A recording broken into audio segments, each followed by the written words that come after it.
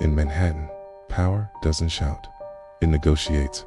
The 54th floor of the Meridian Club had witnessed more billion-dollar decisions than any courtroom in New York, and on this particular Thursday evening in November, the air inside Kaiba Dining Room 7 carried the specific weight of something consequential, the kind of quiet that precedes earthquakes. The room had been reserved for 6 weeks under a shell company name. 3 different security firms had swept it for listening devices that afternoon. The windows, floor-to-ceiling glass that faced the skyline like a cathedral facing God, had been treated with acoustic dampening film. From outside, the city blazed in amber and white, indifferent and eternal. Midtown's towers pressed upward into a low cloud ceiling, their lights smearing orange against the November dark. Down on Fifth Avenue, traffic moved like blood through arteries. 40 floors below the kind of men who decided where that blood went. There were 6 of them at the table. On the American side, Harrison Caldwell, 62, whose investment firm managed portfolios that shaped congressional races. Beside him, Douglas Finch, a former undersecretary of the Department of Energy turned private consultant. And at the end, Catherine Voss, general counsel for a Midtown infrastructure group whose projects touched every major port on the eastern seaboard. They wore the calm of people accustomed to rooms exactly like this one, expensive, sealed, consequence-proof, or so they believed, across the table.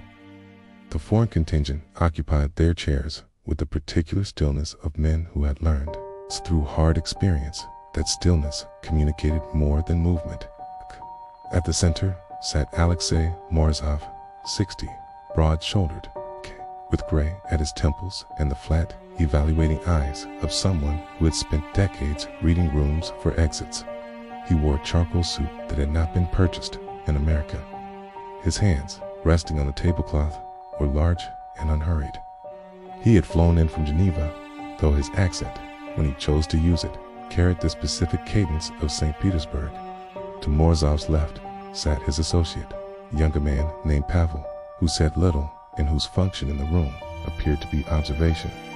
To his right sat the interpreter. The interpreter's name was Gregory Marsh, American-born, 41, with a Georgetown degree in Slavic languages and 12 years of high-level corporate translation work. Wear confidence the way other men wore cologne. He had been engaged by Caldwell's firm 3 weeks prior, vetted superficially, and paid extraordinarily well. His references had checked out. Nobody had looked deeper than that. The dinner had been underway for 40 minutes. Appetizers cleared. Quine poured a 2018 Burgundy that cost more than most people's monthly rent, and the conversation was moving carefully toward the matter at hand. What they were negotiating in its barest form was this: a joint acquisition of 3 Mid-Atlantic port facilities, a technology sharing agreement involving energy, grid, infrastructure, and a licensing arrangement for advanced logistics software developed by a European subsidiary Morozov's holding company controlled. On paper, it was commerce, significant, complex, international commerce, but commerce nonetheless. In practice, it was the kind of deal that, if structured incorrectly, would trigger CFIUS review, attract FBI counterintelligence attention, and potentially unravel careers, which was precisely why the room had been swept, the windows treated, and the guest list kept to 6, 7, if you counted the waitress. But nobody counted the waitress. She moved through the room the way good service staff are trained to move efficiently, peripherally, without interrupting the flow of conversation or the attention of the principals. She refilled water glasses with a slight lean and a practiced pour. She removed a bread plate. She checked the temperature of the room without anyone noticing she had done so. She was dressed in the Meridian Club's standard formal service uniform. Black jacket, white shirt, black slacks, her natural hair pulled back neatly. Her face composed in the expression of pleasant professional neutrality that the hospitality industry demands and rarely acknowledges as its own form of performance. Her name tag read Naomi. She was 34 years old. She had a second-year law school outline on her kitchen table at home. She had served 2 years as a military intelligence specialist before her honorable discharge. She spoke 4 languages, one of them Russian, okay? And she had been listening for the past 40 minutes. Every word. Naomi Carter had learned Russian the way most people learn the things that define them, not by choice, exactly, but by circumstance, pressing so firmly against inclination that the two eventually became indistinguishable. Her father, James Carter, had served 22 years in the United States Army, not as a combat soldier, though he had seen combat. He had served primarily as a signals intelligence specialist, the kind of work that happens in trailers and bunkers and windowless rooms, the kind that never appears in recruitment brochures. He had been stationed in Germany during the Cold War's final years, and later in places he still did not name at the dinner table.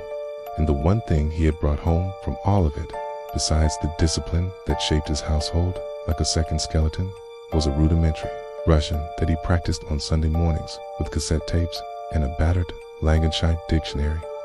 Naomi had absorbed it the way children absorb everything, unconsciously, then suddenly, then completely. By the time she was 16, she had surpassed the cassette tapes. By 19, when she enlisted, she was fluent enough that her language evaluation scores redirected her entire military trajectory. Instead of the administrative track she had anticipated, she found herself in a specialized training program.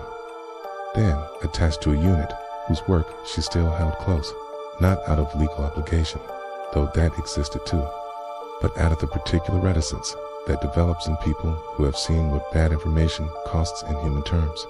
She had spent 14 months deployed, 8 of them as an interpreter and intelligence support specialist at a forward operating base where the meetings she facilitated were not between businessmen, but between people whose decisions produced body counts.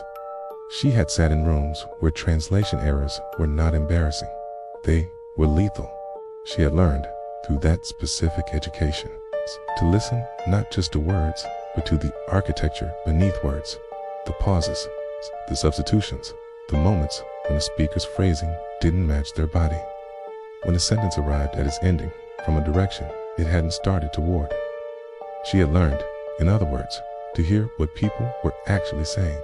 After her discharge, she had tried 3 things before law school: a federal contractor position that felt too close to what she'd left, a corporate security consultancy that paid well but hollowed her out, and a year of deliberate stillness during which she Waitress paid down debt and applied to Fordham Law on a Tuesday afternoon in March with the focused calm of someone who had made a decision and was simply executing it. She was halfway through her 2nd year now. The Meridian Club paid 40% more than comparable service work and allowed her to choose her shifts. Thursday nights were typically quiet. Senior partners, foreign clients, the occasional hedge fund dinner. It's a kind of room where nobody spoke above a murmur, and the tips were exceptional precisely because the guests never had to think about money. She had taken the assignment without particular interest. That had changed approximately 8 minutes into the meal, when Morozov had said something in Russian to Pavlov, without inflection. It's a kind of aside that people make when they're confident of their privacy, and Gregory Marsh, seated 2 chairs away and entirely within earshot, had not reacted. A person who understood Russian would have reacted, not dramatically, something a microtension in the jaw, a fractional pause in whatever they were doing. Language lands in the body before it reaches the face.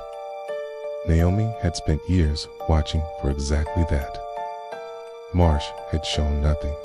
She had continued moving through the room, refilled a water glass, returned to the service station near the door.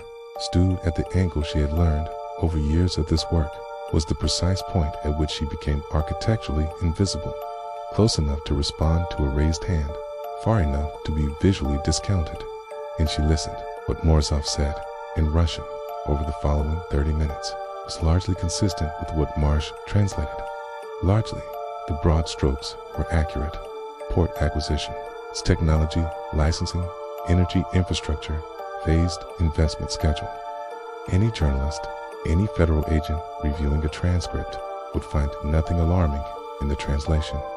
But the details were wrong. Not dramatically wrong, Tess was what made it sophisticated. Marsh wasn't fabricating entire sentences or inventing positions. K was trimming, adjusting, moving numbers by percentages, small enough to seem like rounding, but significant enough to matter. The controlling equity stake Morozov referenced, 51%, stated clearly in Russian, twice arrived in English as majority interest, a phrase that Caldwell's side appeared to interpret as somewhere in the high 40s.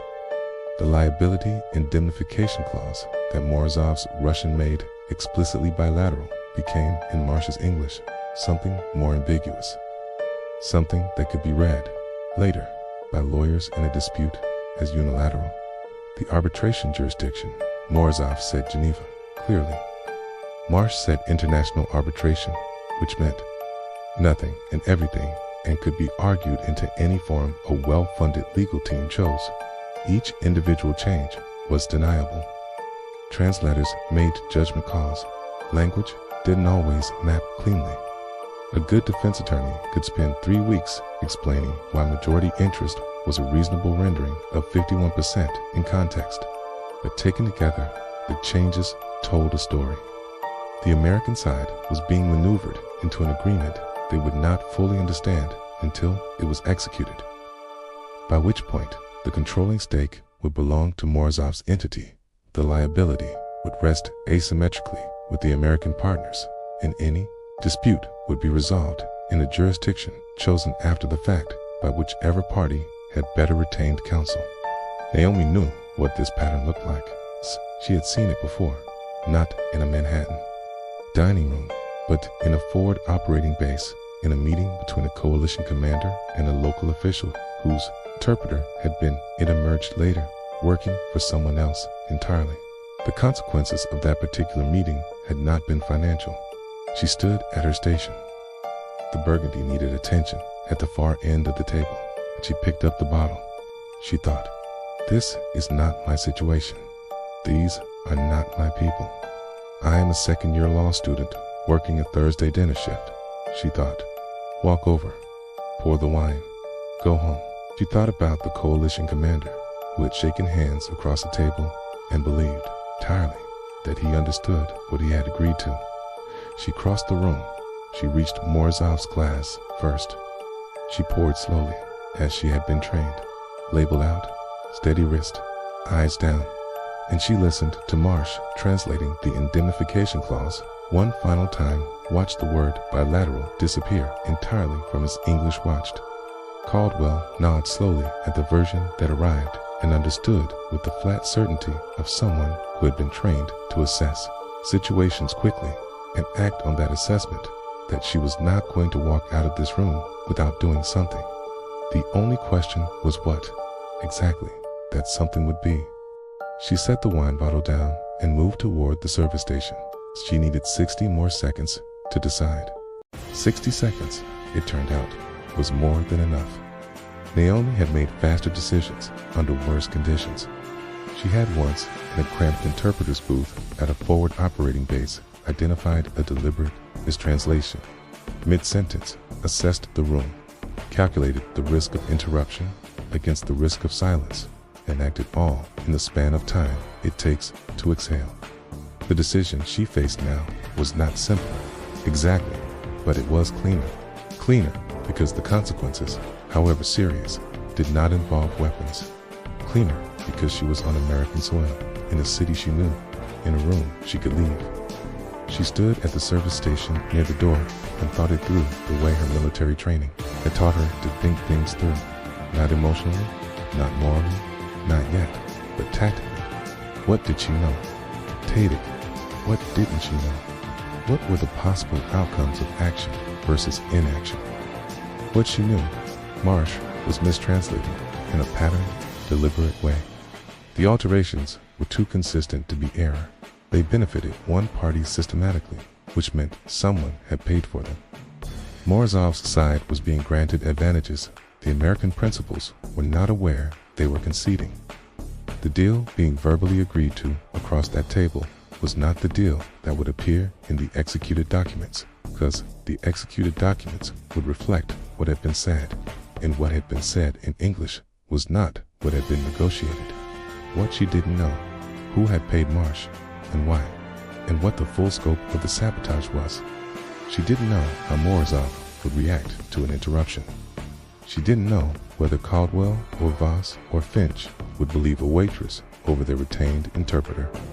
She didn't know whether Morozov's reputation, the rumors that circulated in certain federal law enforcement circles, which she had encountered tangentially during her military work, reflected current reality or outdated intelligence. What she knew about Alexei Morozov specifically was incomplete in third hand, but it was not nothing. His name had appeared in a briefing she'd been peripherally included in during her second deployment, attached to a shipping consortium with documented connections to a St. Petersburg-based organized crime network that had been 9 years ago. People's circumstances changed, businesses were restructured, associations severed, reputations laundered through enough legitimate commerce to become technically clean. She did not know what Morozov was now. She knew what he had been adjacent to. What she knew about the possible outcomes was this: if she said nothing, a multi-billion-dollar infrastructure deal would be executed on false terms, and the discovery of those terms, which would happen because these things always surfaced, eventually through audits or litigation or federal review, would be catastrophic for the American parties. Not just financially. The port facilities in question touched national security infrastructure. A foreign entity holding unexpected controlling interest in those facilities would attract the kind of federal attention that ended careers and occasionally ended freedom. If she acted, if she said something, she could lose her job tonight. She could be dismissed as a confused service employee who had overheard fragments and misunderstood context. She could be right about everything and still be ignored because she was a waitress. And the man she would be contradicting had a Georgetown degree and 12 years of professional credentials and was currently being paid by people who found it convenient to believe him. Or she could be believed and something else would happen, something she could not fully predict, which was the part that required the most deliberate management of her own nervous system. She picked up the wine bottle again. She had decided. The decision was not heroic.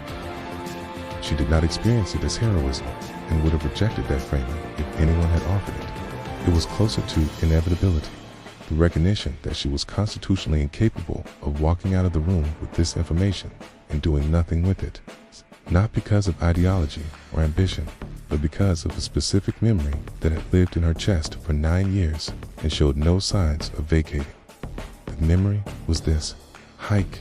14 months into her deployment, she had been assigned to interpret at a meeting between a senior coalition officer, a colonel named Whitfield, whom she had respected enormously, and a regional official whose cooperation was considered essential to a supply route negotiation. The official had brought his own interpreter, which was irregular but not unprecedented. Naomi had been present as secondary support, technically redundant, positioned near the wall. The official's interpreter had been good, fluent, professional, convincing. He had a particular gift for warmth, for translating not just words, but effect, so that whatever the official said arrived in English with exactly the emotional texture most likely to produce agreement. The meeting had concluded positively.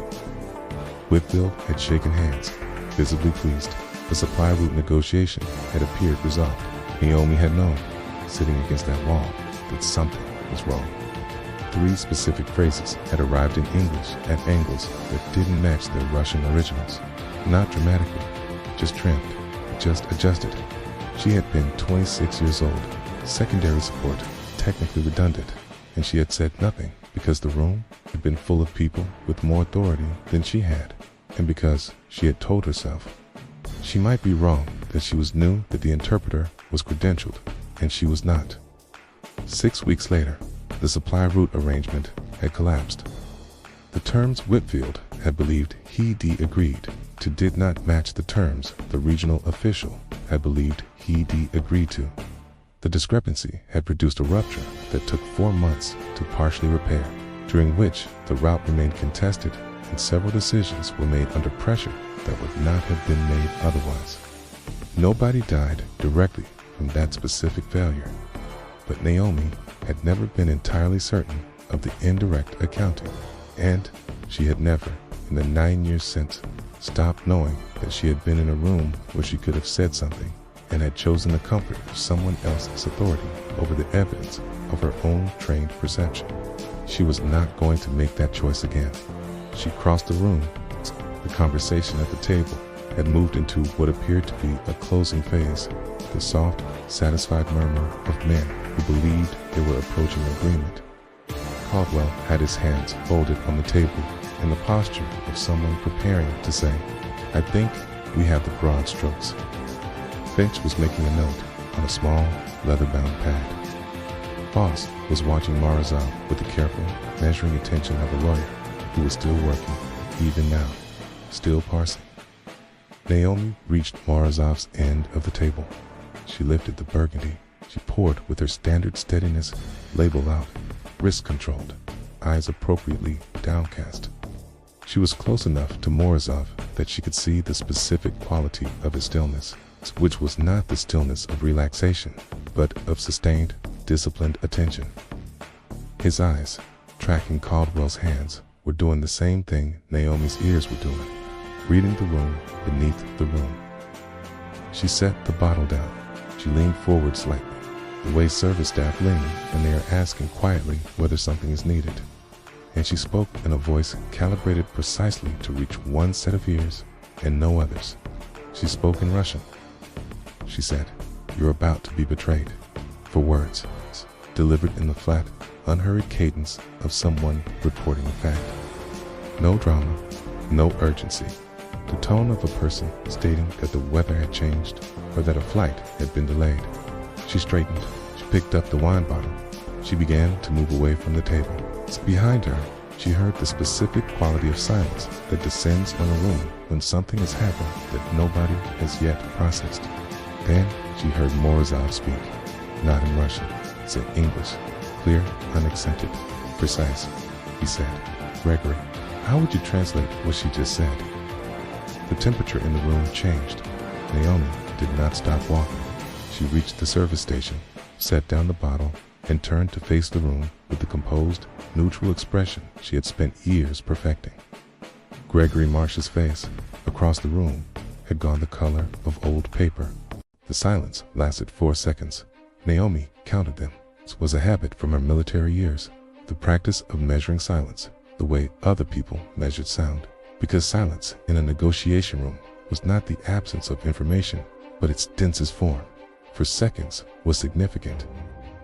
4 seconds meant that everyone at the table had heard Morozov's question, had processed its implication, and had arrived at the threshold of understanding that something had fundamentally shifted without yet knowing what exactly had shifted or how far the ground had moved beneath them. Gregory Marsh recovered first, which was what trained professionals did. They recovered. His color had not fully returned, but his posture had reassembled itself into something approaching composure. And when he spoke, his voice carried only the faintest tremor, the kind that could be attributed to surprise rather than guilt, if you were generous and inclined toward generosity. "I'm sorry," he said. The question was directed at Morozov, but his eyes moved briefly, involuntarily, the way eyes move when the body betrays what the mind is trying to conceal, toward Naomi. She met his gaze with nothing. No expression, no acknowledgement. She was a service employee at a service station, okay? And she was watching the room with the pleasant, attentive blankness of someone waiting to be needed. "The young woman," Morozov said, without looking at Naomi, his eyes remaining on Marsh with an interest that was entirely without warmth. "She said something to me, in Russian. I'm asking you to translate it." Marsh paused. The pause was a fraction too long. "I didn't hear what she said. C was behind me." "She was not behind you," Morozov said. "She was beside me, and you heard her. Your shoulders moved." The table was very quiet. Harrison Caldwell, to his credit, had not spoken. He was watching the exchange with the focused attention of a man who had made a career of reading rooms and understood that he was currently inside one. that was rearranging itself around an axis he had not yet identified. Beside him, Douglas Finch had stopped writing. Catherine Voss had set down her water glass. Pavel Morozov's associate had not moved at all, but the quality of his stillness had changed, becoming something more deliberate, more loaded. Like a door that appeared closed but was no longer latched, Morozov turned for the first time to look directly at Naomi. His eyes were gray-brown, deep-set, and they held a particular evaluating quality she had noticed earlier, the look of someone conducting a rapid, thorough assessment without any of the social performance that usually accompanied human attention. He was not looking at her the way the other men in the room had not looked at her all evening, with the practiced inattention of people accustomed to service staff as furniture. He was looking at her the way a person looks at something that has just revealed itself to be more than it appeared. "What is your name?" he asked. "In Russian?" "Naomi," she said. "In Russian? How long have you spoken Russian, Naomi?" "Long enough." Something moved across his face that was not quite a smile, but was in the same neighborhood, the involuntary acknowledgement of something that has earned a fractional degree of respect. He turned back to Marsh. "Her Russian," he said, "now in English, is excellent. Better than excellent. She has a military interpreter's cadence, which means she has been listening to this conversation all evening and understanding every word of it." He paused, which means she also understands the difference between what I have been saying and what you have been telling these gentlemen, I said. The room did not explode. Rooms like this one never exploded. So what they did was pressurize the air thickening, the space between bodies becoming charged, every small movement acquiring weight. Finch set his pen down on the leather pad with a sound that was barely audible and somehow very loud. Caldwell shifted in his chair. Voss's eyes moved to Marsh with an expression that had evacuated warmth entirely and replaced it with something forensic. Marsh said, "Alexei, I think there may have been some misunderstanding about speak English," Morozov said. "We are all speaking English now." It was a remarkable moment. The instruction was simple, and its effect was total. It's a bilingual architecture of the evening, the layered reality in which one conversation existed in Russian and a different, edited version existed in English, collapsed in a single sentence. There was only one room now, and everyone in it was in it equally. Marsh stopped speaking. Morozov reached into the interior pocket of his charcoal jacket and produced a small leather notebook. He opened it to a page that contained, Naomi could see from her position, a column of figures with notations beside them. He set it on the table and turned it to face Caldwell. "The equity structure I proposed," he said, "is 51% controlling interest to my holding company, 49% to your consortium." This was stated clearly, multiple times. In Russian, he tapped the notebook. "It is written here, in the terms I brought to this table." "What did your interpreter tell you the structure was?" Caldwell looked at Finch. Finch looked at his notepad. He read from it slowly. "Majority interest with preferential governance rights defaulting to." "Majority interest," Morozov repeated. He said it the way a person repeats something to demonstrate its inadequacy. Not 51%, not controlling, majority interest, which the lawyers, reviewing the executed documents, would have spent months arguing, could mean 49.9. He closed the notebook. "The indemnification clause." "What did he tell you?"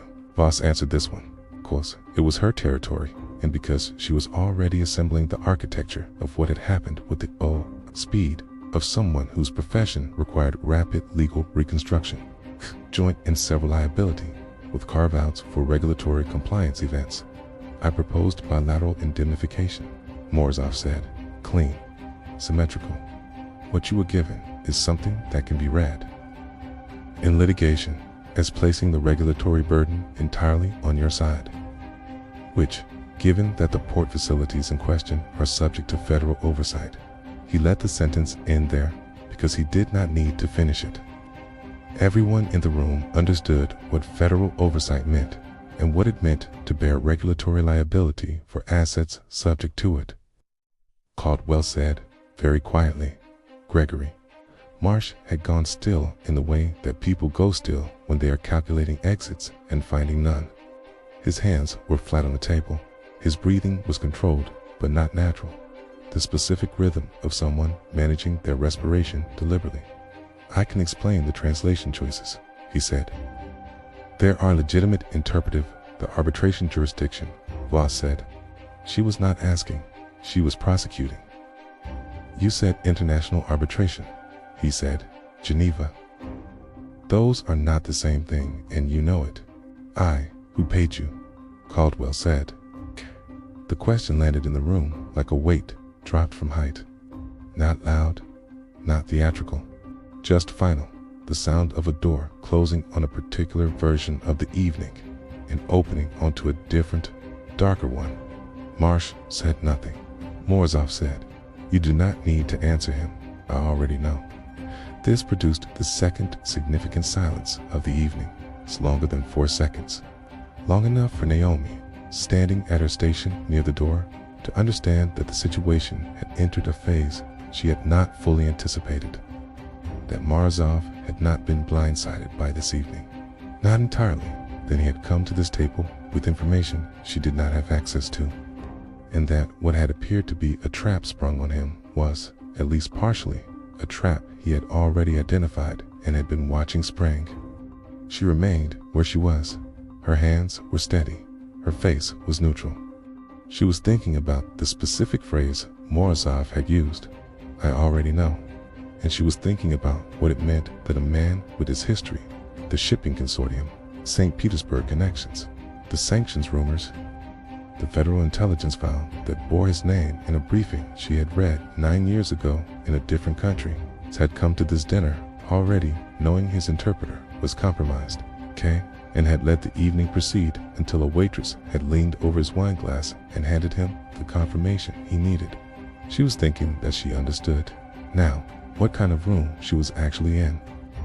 And she was thinking that the next several minutes were going to require her to be very, very careful.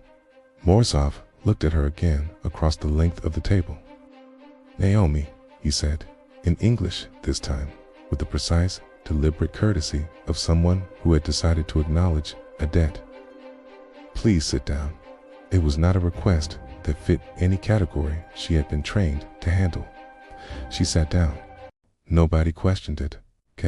That was the thing she would remember most clearly afterward, not what was said in the following hour, not the documents produced from Morozov's leather satchel, not the phone call Caldwell made that brought 2 additional people into the room whose affiliations he did not specify, but whose manner communicated federal employment with the unmistakable clarity of a uniform. What she would remember most clearly was that when Alexei Morozov said, "Please sit down," nobody at that table questioned it. No one looked at her with confusion or correction. The room simply expanded to include her, the way rooms sometimes do when the architecture of power shifts rapidly enough that old categories stop organizing the space. She sat at the corner of the table between the American side and the space where Marsh had been. He was standing now near the window with one of the Federationen men positioned nearby in the specific way that communicated restraint without yet implementing it. Pavel had moved to the door. The room had reorganized itself around the new reality with the quiet efficiency of people who were all, in their various ways, professionals. Morozov spoke for 20 minutes without interruption. What he laid out was this. He had known, before arriving in New York, that his interpreter had been compromised. The information had reached him through channels he did not describe in detail, which Naomi understood and did not press. He had made a calculation arrive anyway, allowed the evening to proceed, gather confirmation in a setting where witnesses existed and the evidence would be unambiguous. The notebook he had produced contained not just the terms he had brought to the table, but a parallel record he had been building throughout the dinner. Noting the specific moments where Marsh's English departed from his Russian, and in which direction, he had needed one more thing. He had needed someone in the room to independently verify what he already knew. A witness without a stake, without a prior relationship to any party, without a reason to lie. Someone whose confirmation would be both credible and clean. I noticed you in the first 20 minutes, he said, looking at Naomi with the directness that had characterized everything about him. The way you moved, the way you positioned yourself. I've spent a long time in rooms where people are listening without appearing to listen. I recognized the posture. He paused. I was waiting to see what you would do with what you heard. You could have said something yourself, Caldwell said. His voice carried the controlled edge of a man managing anger at his own vulnerability. If you knew my word against his, Morozov said. A Russian investor accusing an American interpreter of fraud in a private dining room. How does that resolve, Mr. Caldwell, in an American context? What is the natural inclination of the people in this city, in this industry, when a man with my background makes that accusation? He let the question sit without apparent bitterness. It was not a grievance. It was an analysis. Her word is different. She has no stake. She has no history with anyone at this table. She heard what she heard, and she chose to speak. Voss, who had been conducting her own quiet reconstruction throughout, looked at Naomi with an expression that had moved past forensic into something more complex. You served as a military interpreter. Intelligence support specialist, Naomi said. 2 deployments. My Russian was the primary reason I was assigned to that role. And you're currently 2nd year, Fordham Law. Something shifted in Voss's face. It's a specific recognition of a person encountering a category they had not anticipated. The deal, Naomi said, because she had been sitting at the table for 20 minutes now and had moved past the phase of processing into the phase of utility. The mistranslations Marsh introduced, they're fixable. The equity structure is clear from Mr. Morozov's documentation. The indemnification language he proposed is actually more favorable to both parties than what Marsh substituted, because bilateral indemnification limits exposure on both sides. The arbitration jurisdiction is a straightforward correction. If both parties are still interested in executing, she looked at Caldwell, then at Morozov. The framework is sound. What was corrupted was the transmission, not the underlying terms. A brief silence. Morozov said, "She is correct." Caldwell looked at Finch, who looked at his notepad, who looked at Voss, who was still looking at Naomi. "Walk us through it," Voss said. They worked for another 90 minutes. Naomi translated, directly, cleanly, without editorializing, rendering Morozov's Russian into English with the precision her training had built into her and the legal fluency her 2 years at Fordham had layered on top of it. She flagged 2 additional places in the original proposed terms where she recommended the American side seek clarification before executing, not because the terms were unfair, but because ambiguity in international infrastructure agreements had a way of becoming expensive. Morozov listened to her flagging these points without objection. Voss made notes with the focused energy of someone who had found the version of the evening she could work with. Marsh was escorted out at some point. Naomi did not watch him leave. She was working. When they finally finished, somewhere past midnight, the skyline through the treated windows had not changed. The city below was indifferent and eternal, as it always was. 40 floors below, the kind of rooms where things were decided. The burgundy had been finished. Someone had ordered coffee at some point, and the cups sat at various stages of completion around the table, like evidence of sustained human effort.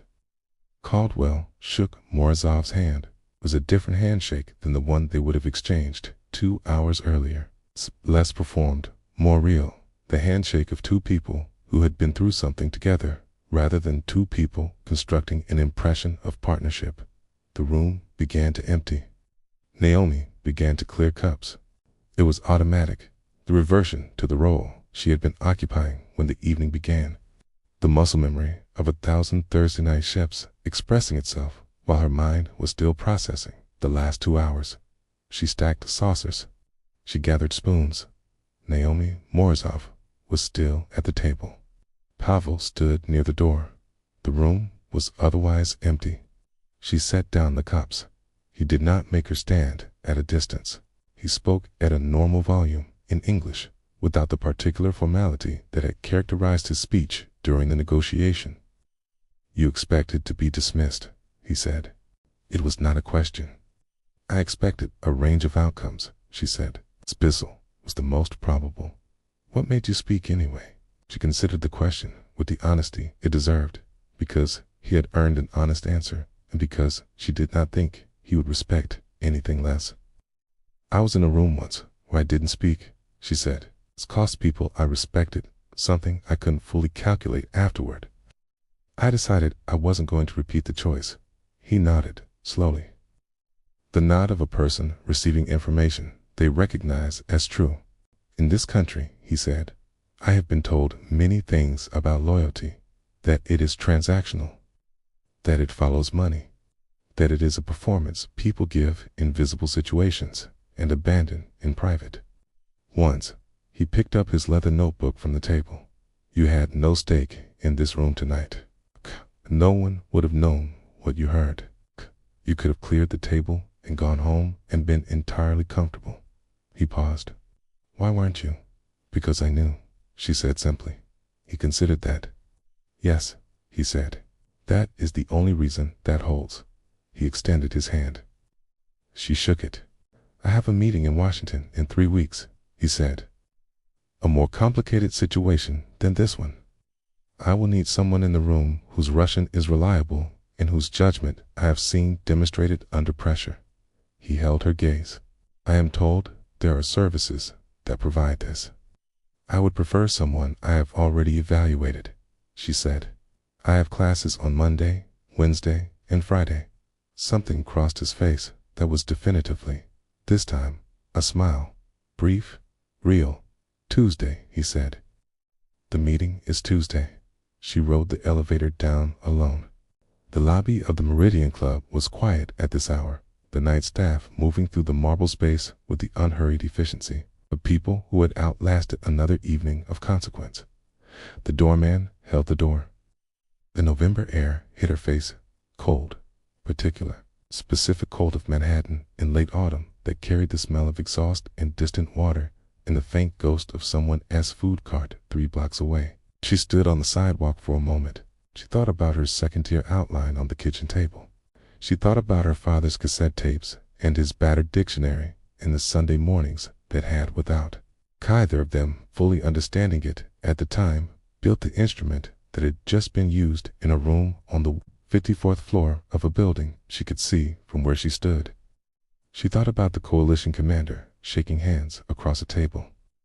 9 years ago, believing entirely in the version of reality he had been given. She thought about Tuesday. She held a cab.